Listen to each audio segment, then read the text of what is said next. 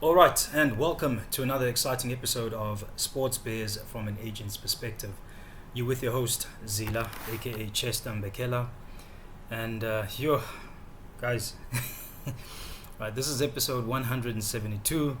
Like, you have no freaking clue what it's taken me to be able to record this next episode, man. Like, yo, you'd be surprised to know that this is actually my third attempted recording, because the other two recordings that I actually did, like I would lay down, man, a fire episode, on just, the topics that we're going to be covering during the podcast.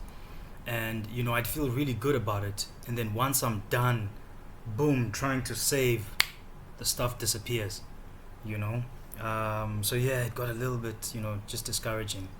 And obviously during the week, things are a bit hectic, as I've got, a million things to do. So I thought, I'd just give it another run. Now that, things are cooled down, it's a beautiful Sunday out here in Tokyo. And yeah, today I'm not going to the stadium. Last week I was at the stadium to watch a game between Kashiwa Reysol and Tokyo Verdy. This week, I'm gonna stream the games and just chill at home. I'll probably hit the gym a bit later, but all in all, it's chilled vibes, man. Today. But anyway, so so today's episode, we're actually gonna mix it up a little bit. Obviously, we're gonna talk about football. Not necessarily what's going on the field, just things around the football industry, especially around the agents, sort of like space, because this week was the FIFA agent exams that were written for 2025, and it was just chaotic. It was chaotic. We'll talk about that in due course. And then we're also going to talk a bit of rugby, just to share a bit of rugby, latest news and stuff like that. What else? And yeah, man, just everything in between that's sort of been shared, that's been going around within the sporting industry. Again, this episode is actually on off the cuff. It's unscripted, so it's literally things that are popping into my mind, involving just the world of sport and just everything that I guess we've sort of like consumed, or anything we've heard within the sporting industry. Anyway, so let's get started. First topic that we're going to talk about is, in fact, the FIFA football agents exam, which was written this past week. So I think they've done something different this year in 2025. I think they've started this whole thing where, how can I say, they have 2 separate days for the exam. I don't know why they've started doing that. To be honest with you, I don't know why they've changed the format that they did the past 2 years. For example, our class, like 2024 group, we were the last ones to do like the normal format that's sort of like worked out for everybody else. Because again, for those who don't know and for those who are unaware of what the hell I'm talking about, with regards to the FIFA football agent exam. So the agent exam was brought back in 2023, right? And this was done after FIFA took the decision, after they had a meeting post the FIFA World Cup 2022, which was held in Qatar. They usually have, the meeting. I think, if I'm not mistaken, Congress meeting, or anyway, they had the meeting, and they decided, from that meeting, that they will in fact be bringing back the exam, because at that time, man, the industry, the representation space was in shambles. It was messy, as a result of the FIFA football intermediary thing, which was in place, where you didn't actually have to take the exam. I mean, it depended where you were. In some instances, like in some football markets, you did have to take some short sort of like exam in order to pass and get the intermediaries accreditation. For example, in Japan, we had to, you know, write a short test just to test, our knowledge within the sports industry. But it was like a short and easy test, and once you passed that and did the declaration forms and submitted everything to the football federation in Japan, you were pretty much good to go. Obviously, subject to the fact that you had never been charged for any criminal activity and so forth and so forth and so forth. Anyway, I don't want to digress too much. So in 2025 they changed. Oh, so sorry, let me not skip too much. Okay, so after they brought back the FIFA football agent exam, the first one was held in 2023. I think it was April. Yes, and then the second one was 2023 September. All right, and then in 2024 the exam was in May, and then the second one was in November, and then 2025 it was announced. In fact, they even announced it, I think, in 2024, that from 2025 onwards the format would change, whereby there are no longer 2 sessions held, and that the agent exam would only be once a year. All right, so that means people only can write in June. And I think like I said, from 2025 onwards, exam sessions are always going to be held in June. And then for some odd reason, I guess because it's only held, it's like a one-time exam, they had to split the days. I think some candidates wrote on Tuesday and then some wrote on Thursday, or maybe it was Wednesday and Thursday. I don't know. I'm not really sure. I don't really keep too many tabs on what's going on with the, with the exams and the, accreditation space, But that is what I know. But I mean, getting onto my LinkedIn, I've been seeing, excuse me, the amount of complaints from people about errors in, I guess, connection, problems with invigilation, just all around bad experiences with taking the exam and so forth. And you kind of have to feel for them, and because getting into the agency space, man, it's a lot of investment.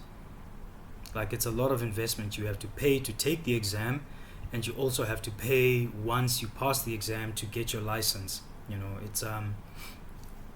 It's a very humbling amount that you have to pay. And then again, that's the other complaint that was going on, is the fact that, based on the fact that every single football federation or football association or member association of each country, they can set their own price. So you'll have people who are in a certain member association or football association, and they have to pay X amount of dollars, and then at another federation they're paying less or paying even more, so it just is what it is, man. And you've had people just complaining about all that. And again, in just talking about that, I will play a little bit of devil's advocate with that fact. And I guess what I want to say is, I totally get it. Like, I totally understand as to why the to take the exam is not cheap, and why, well, once you pass the exam, the license is also not cheap, because I guess FIFA and the member associations, or the federations or associations, they are trying to sort of like create, barriers to entry. They don't want this thing to have very low barriers to entry, because once that happens, football is the biggest sport in the world. So you can only imagine that if it was easily accessible to become a licensed football agent, it would just be flooded, So as a way to sort of like regulate and control the numbers, they had to set a certain price, so that, I guess, it also tests that who is actually really serious about getting into the representation space and not just chancing it. Because what you did see in the football intermediary space, which was before the FIFA exam came back, was the fact that so many people were chancers. Like so many people were just just taking a chance, man, and using the low barriers to entry as a way to get in the industry and just exploit and take advantage of young talent. You heard so many horrific stories of especially young players from the African continent. You'd hear scary stories about these young men. Yeah, there were hardly any girls that were being trafficked. It was mostly these young men being trafficked to places in Europe. They've been Italy, Spain, France, and so forth. There were even documentaries done about that, the dark side of football, I guess. And it showcased, man, that these kids would get contacted via dodgy agents online who would promise them the world, and they always sell the same dream of you could be the next Messi, you could be the next Ronaldo, or they make it a bit more close to home, where they use African standout players that have gone on to achieve in Europe. They would use them as the blueprint to try get these kids and be like, you could be the next Michael Essien, or you could be the next Emmanuel Adebayor. Take this chance on yourself. And a lot of these kids would really get financially backed by their communities because they're seen as like the hope. And they would get to Europe and find out that this was all a scam. The club never wanted them. The agent has taken the money because he would also instruct payment before he does this. So you probably find that this kid would end up getting the community behind them to raise 3, 4, 5,000 US dollars and pay it to the agent. And then by the time he arrives in that country, in that European country, the agent has disappeared. He's not picking up his phone. This young man is now stranded in this foreign country. He doesn't know anybody. He doesn't have the papers to work. And that's where things were. So yeah, man. So I kind of understand. Just circling it back, you kind of understand why the member associations and with FIFA would create higher barriers to entry, because it does test that who's willing to really invest in becoming a sports agent and get into this representation space. So I totally get it. And also from a capitalistic point of view, the member associations are also trying to I guess make money out of the situation, because hey, man, there's just it just doesn't help in complaining. Do some member associations overcharge? Of course they do, but it just is what it is. For these kind of careers and designations and accreditations, they come with a price. And I did actually comment on a post I saw on LinkedIn, when the person just went on a rant about how the member associations are exploiting wannabe agents and so forth. And I said, but you know what? When you come to think about it, it's not only football that does this. So many other industries. For example, I'll tell you now, getting a real estate agent's license is not cheap. I'm pretty sure getting a financial accreditation or designation, it's also not cheap. Getting that license, that professional license, it's also not cheap. So again, that is done to regulate the numbers, and again, from a capitalistic point of view, they're trying to create higher barriers to entry. But again, I'm just playing devil's advocate. Not to say that I'm a big fan of it, but I do understand that pretty much is how it is, man. But anyway,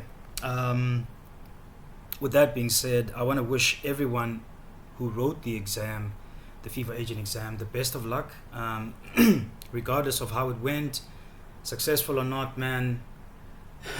Like for the ones who succeeded, obviously, congratulations. Excuse me, my throat's clogging up.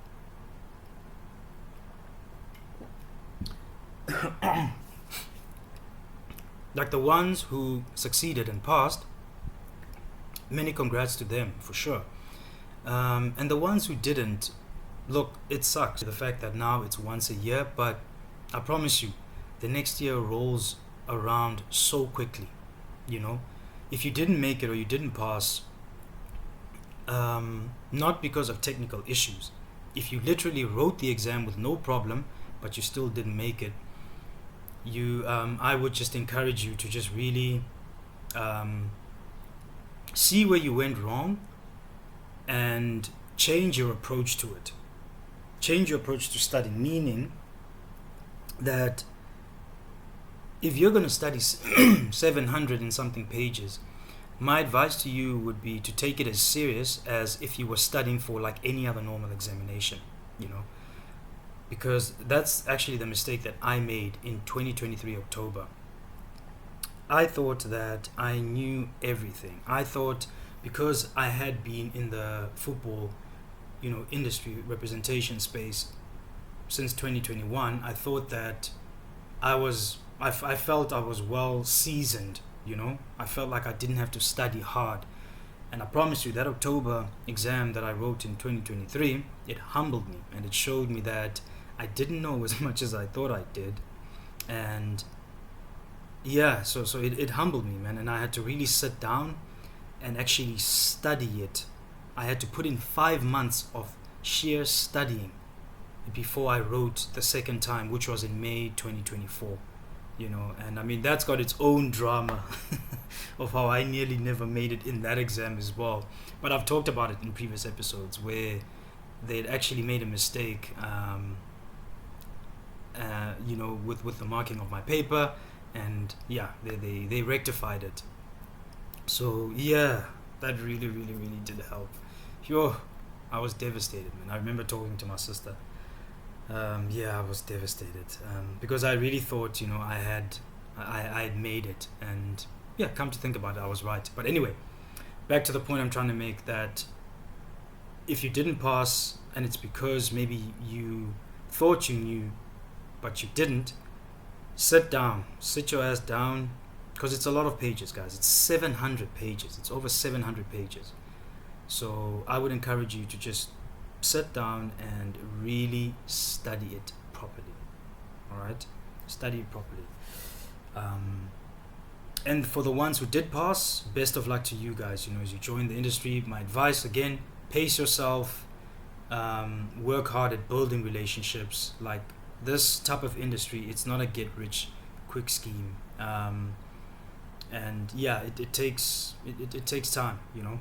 Give yourself time to build relationships and just move the right way.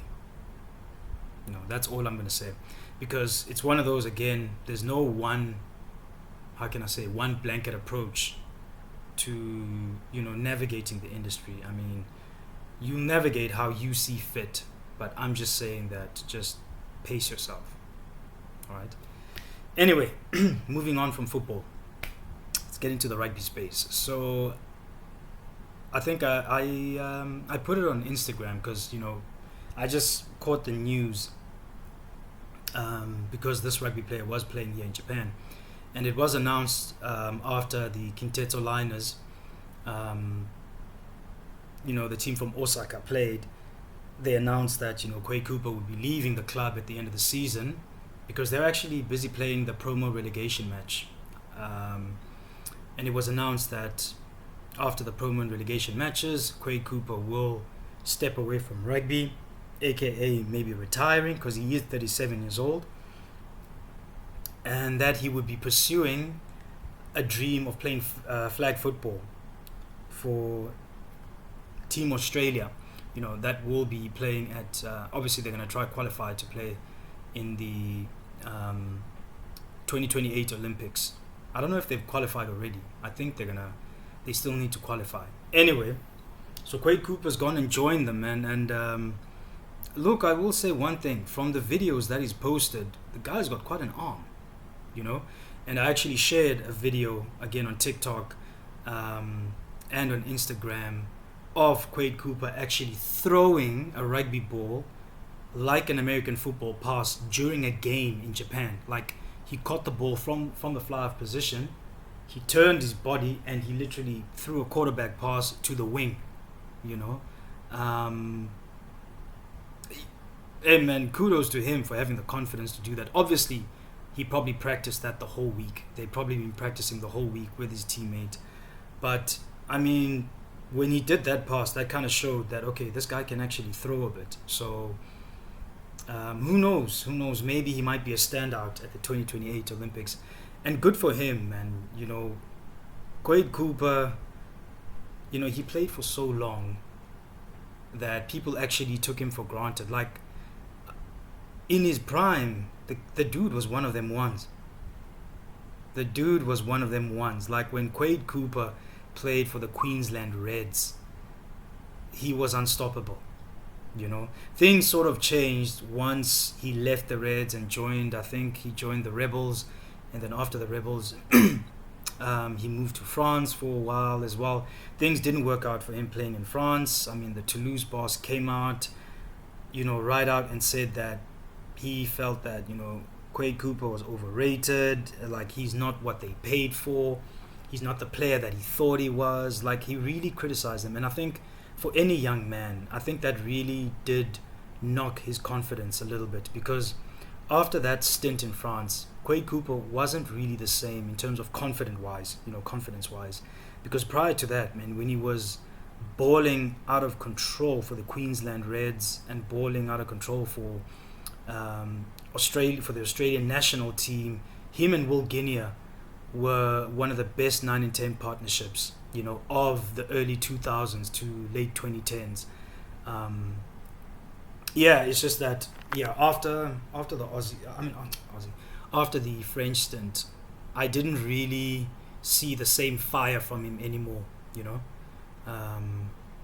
But yeah, man. But never forgetting what he did in his prime. No, he was one of them ones. Very good flyer, very skilled. That's why I think if he puts in like the same amount of effort in this flag football thing, I think he could ball out of control in 2028. And I think that would be a good sight. He's going to be up against some stiff competition though, because it was also reported that the NFL is planning to release a certain quota of players, like a certain number of players, to be able to compete in that flag football thing, because they just want to win gold. America, man, they love the gold medals. So it certainly won't be easy for him, because I do think America's going to come out guns blazing, and they're going to make sure they get some of their top football prospects, their top players, to partake in the Summer Olympics of 2028 in Los Angeles. Obviously they would want to walk away with gold.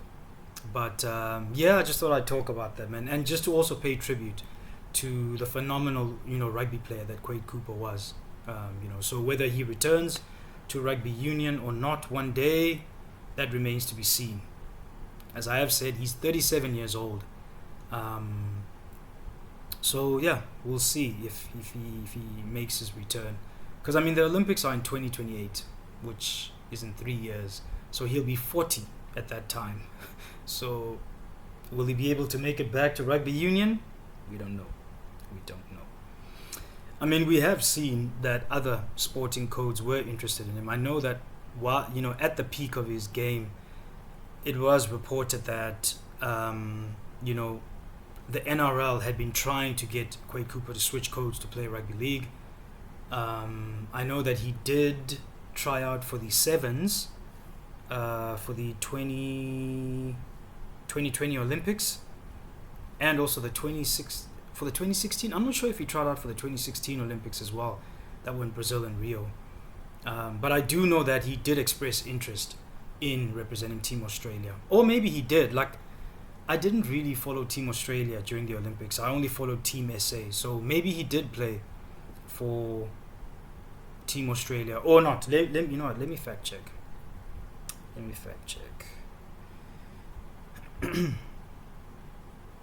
Quade Cooper, Sevens Olympics. Quade Cooper, Sevens Olympics. Okay, nah, he didn't make it. He did try out, but yeah, he didn't end up getting selected. Yeah. Anyway, so that's that.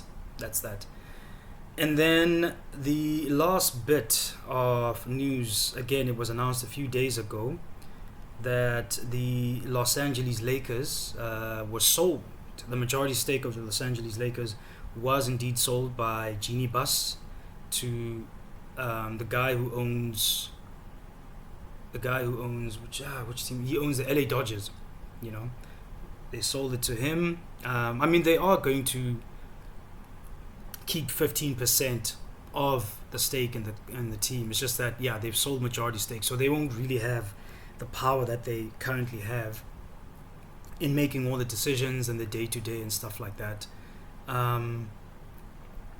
But yeah, man, what a run they've had. You know, they've won so many championships. And I mean, the LA Lakers, it didn't matter whether you were a basketball fan or not.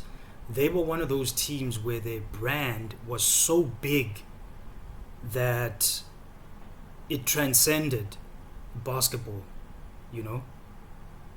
Because again, whether you're a fan or not, everybody knows about the LA Lakers.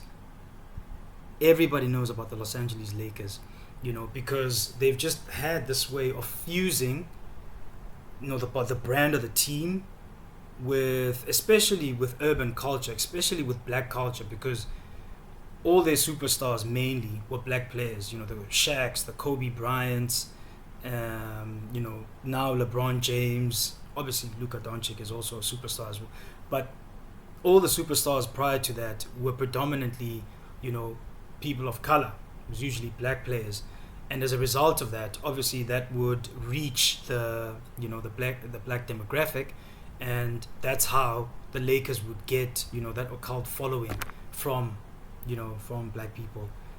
Because, yeah, no, they've been a massive brand for over the years. And I mean, the price that it was sold for, I mean, they sold it for $10 billion US. That's the highest valuation for any sports team in the history of professional sports. You know, that is the highest. So if you were to put that into rands, I mean, that's over 100 billion rand that a sports team was sold for. You know, no, congrats to them, man. Congrats to them. Oh, and then the last bit of ones, I also just peeped, you know, just quickly, because I follow Boardroom. You know, one thing I do, man, is I always like to make sure that I'm tapped in to the latest things, especially when it comes to the business of professional sports. And one of the best platforms that I keep, you know, that I get, you know, a lot of my information from is Boardroom. I mean, that's a company that's owned by Rich Kleiman and, you know, current, you know, basketball legend Kevin Durant. You know, I don't know what. Oh, I nearly said Craig because one of my high school friends, his name was Craig Durant, which is spelled the same way as Kevin Durant. Kevin Durant's last name. Craig was Durant. Kevin is Durant, but they spelled the same way. You know, so that's why I almost said Craig Durant. Shout out to Craig, man. But anyway, so yeah, Kevin Durant and Rich Kleiman, they signed a partnership deal with Qatari Sports Investments, which is like the consortium that owns the Paris Saint-Germain, you know. So basically they've allowed KD to purchase a stake in La Parisien, in the Parisian club, man. And that I mean, that's a power move, dude. That is a power move. And in celebrating that, like, PSG have already released a number 35 jersey honoring Kevin Durant as a strategic partner, which is what I thought, you know, which I think was really dope for them to do. But yeah, that's pretty much it, man. Some exciting things. And when you actually look at it, I think this kind of move really shows like the vision that Qatari Sports Investments has, because again, those kind of teams, those, you know, PSG, Paris Saint-Germain, they don't only have soccer teams. You know, a lot of people don't actually know that PSG, they have other sporting codes under the same umbrella brand. Like you have PSG handball, you have PSG basketball. So I think this strategic partnership is definitely going to contribute to Kevin Durant. How can I say? To him, he's going to be very instrumental in growing, I guess, their basketball portfolio.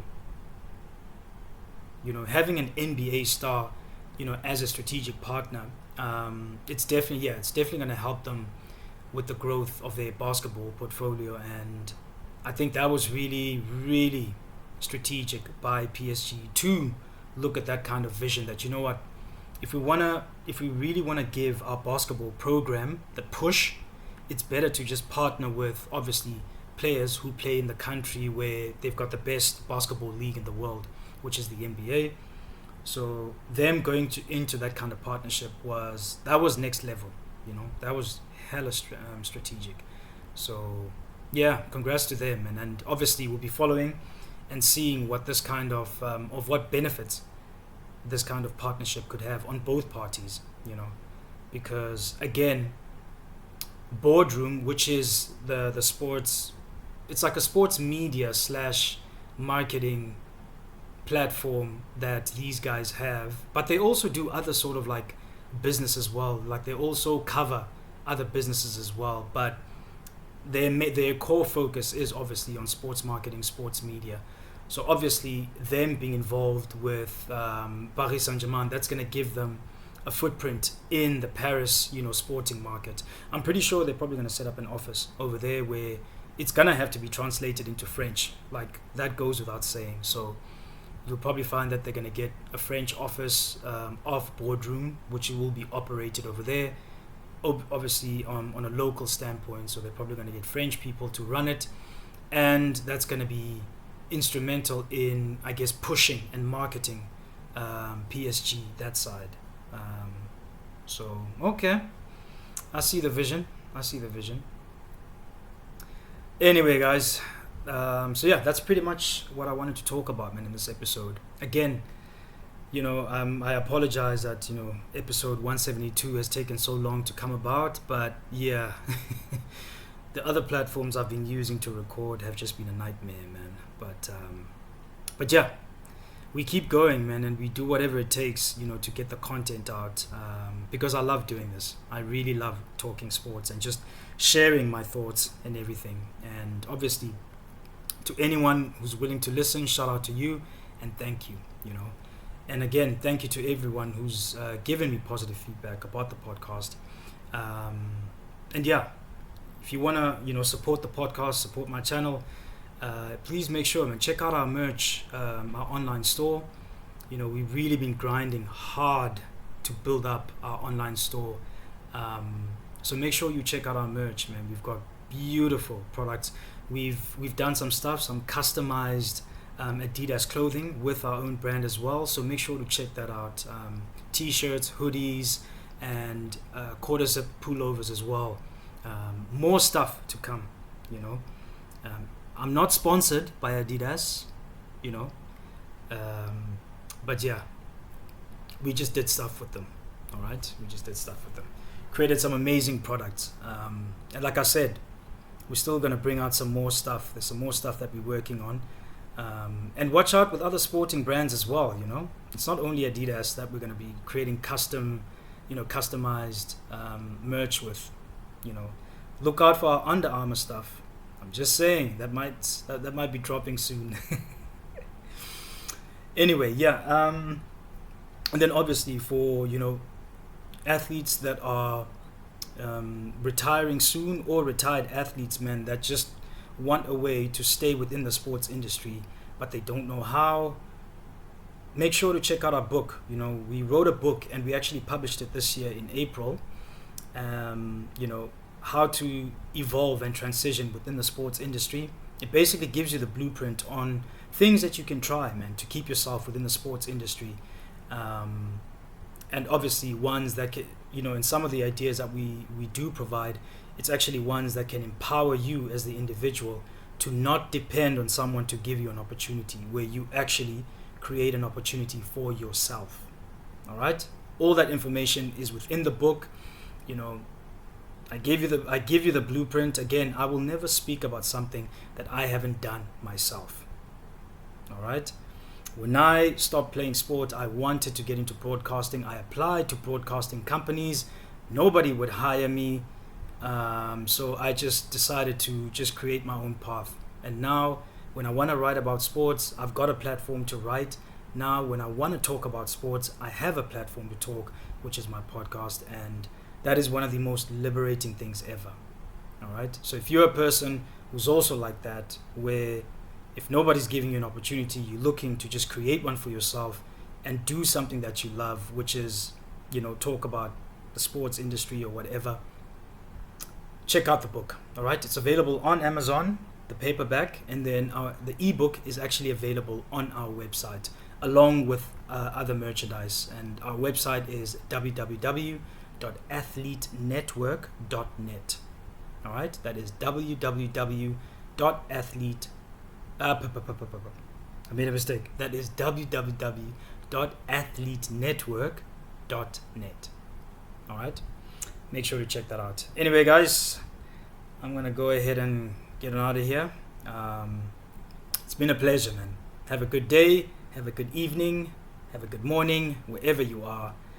As we say in Japanese, otsukaresama desu. See you guys next time.